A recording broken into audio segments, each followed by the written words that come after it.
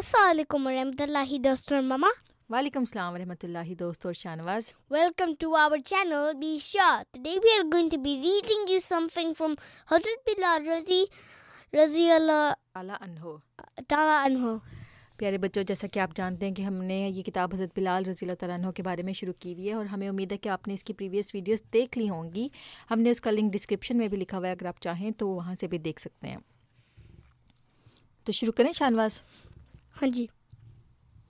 بسم اللہ الرحمن الرحیم. حضور صلی اللہ علیہ وآلہ وسلم کی وفات.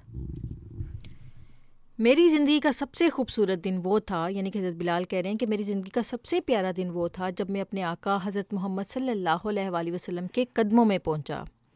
قدم کہتے ہیں پاؤں کو.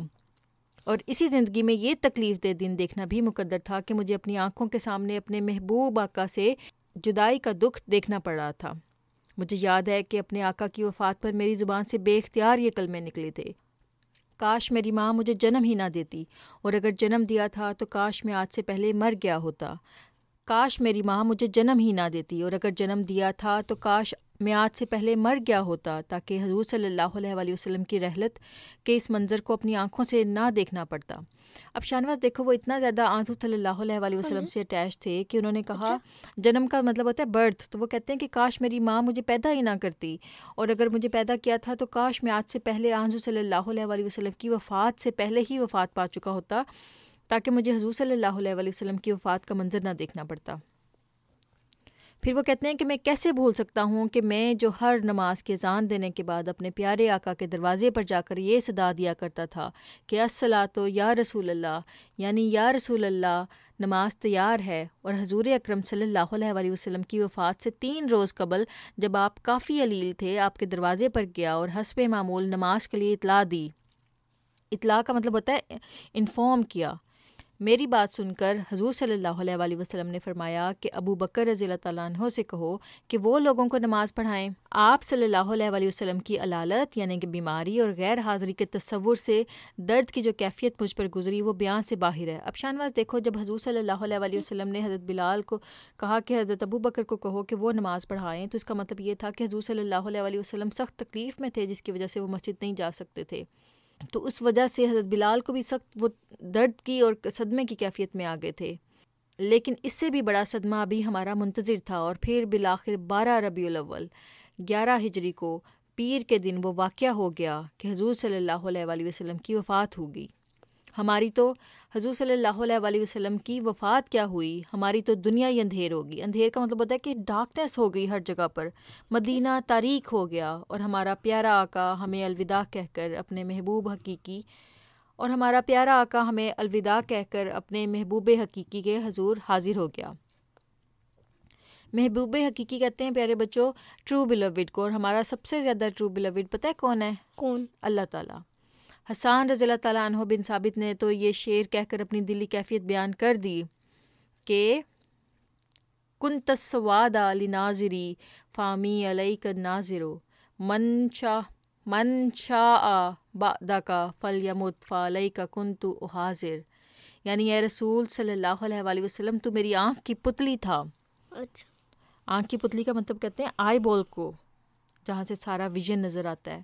اور تیری وفات کے سبب میری آنکھیں اندھی ہو گئی ہیں. اب دیکھو شاہنواز، اگر آپ کی آنکھوں میں جو بلیک آئی بال ہے وہ اگر نہ ہو تو آپ کو کچھ نظر آئے گا؟ تو حضرت حسان نے ایک شعر لکھا کہ حضور صلی اللہ علیہ وآلہ وسلم کی مثال میری آنکھ کے بلیک آئی بال، میری آنکھ کی پتلی جیسی ہی ہے. اور تیری وفات کے بعد، یعنی کہ حضور صلی اللہ علیہ وآلہ وسلم کی وفات کے بعد میری حالت یہ ہوگی کہ جیسے میری آنکھوں کے اندر سے وہ آئی بال کسی نے نکال لی ہے، اور میری آنکھیں اندھی ہو گئی ہیں.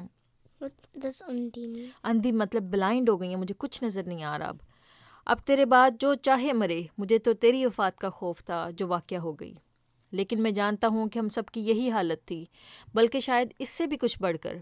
جس کا بیان الفاظ میں ناممکن ہے، اسے صرف دل ہی جان سکتا ہے جو ایسی کسی کیفیت سے گزرے. حضور کی وفات کے بعد مدینہ مجھے ایک ویرانے کی طرح لگتا تھا، اور جب بھی میں باہر نکلتا تھا درد کی کیفیت بہت بڑھ جایا کرتی تھی، کیونکہ مدینہ کی ہر گلی، ہر موڑ سے مجھے اپنے آقا کی یاد آتی تھی. میرے لیے اب اس بستی میں رہنا ناممکن سا ہو گیا تھا.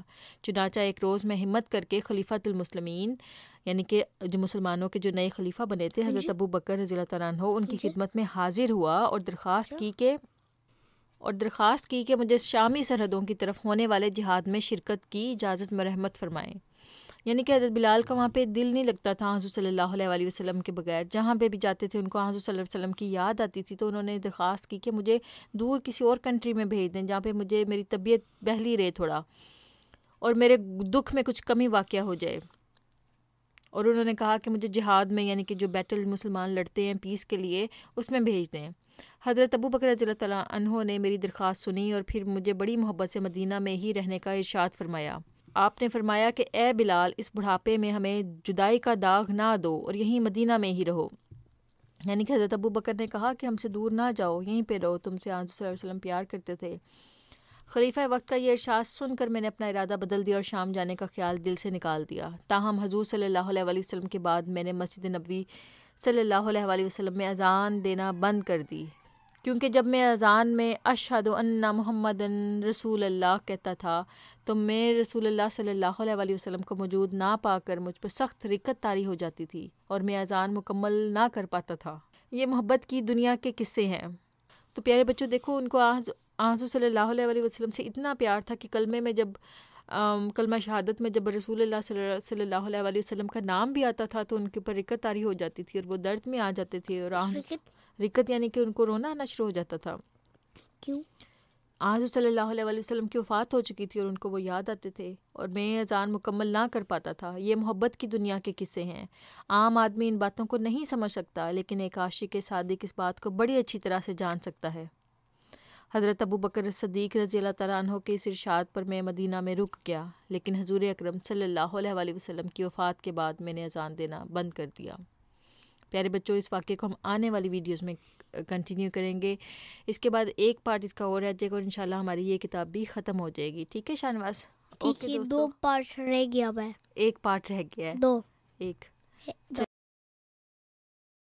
اب دل کے بام و در پہ دیے جلتے جائیں گے، اب دل کے بام و در پہ دیے جلتے جائیں گے، عہد وفا کیا ہے ہم اس کو نبھائیں گے، عہد وفا کیا ہے ہم اس کو نبھائیں گے۔